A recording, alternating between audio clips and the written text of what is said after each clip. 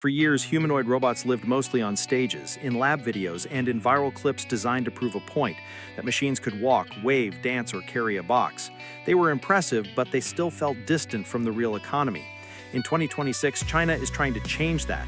The country's robotics companies are moving humanoids out of demonstrations and into the places where productivity is measured by the hour: factories, warehouses, logistics hubs, and manufacturing lines.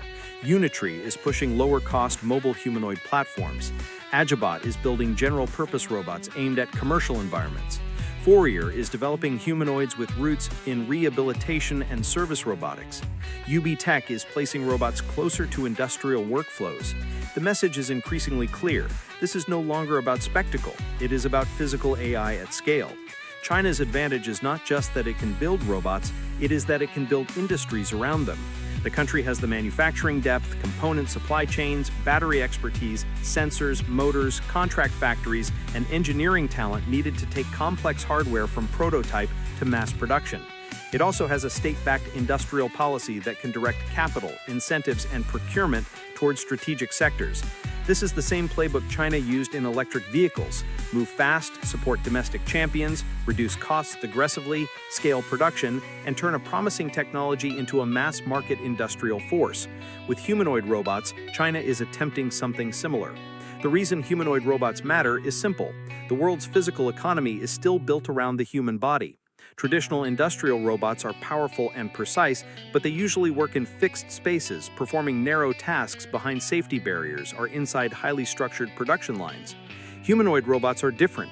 They are designed for environments already built for people: warehouses with shelves and carts, factories with tools and workstations, hospitals with hallways and doors, retail spaces, logistics centers, and eventually homes.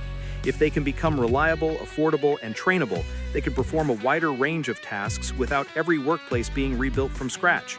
That is why aging populations, labor shortages, and rising manufacturing costs make this race so important. The long-term goal is not a robot that repeats one motion forever.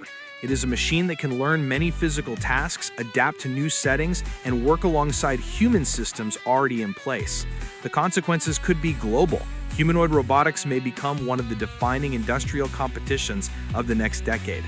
Countries that lead in robotics manufacturing, embodied AI, and physical automation could gain major economic and geopolitical advantages.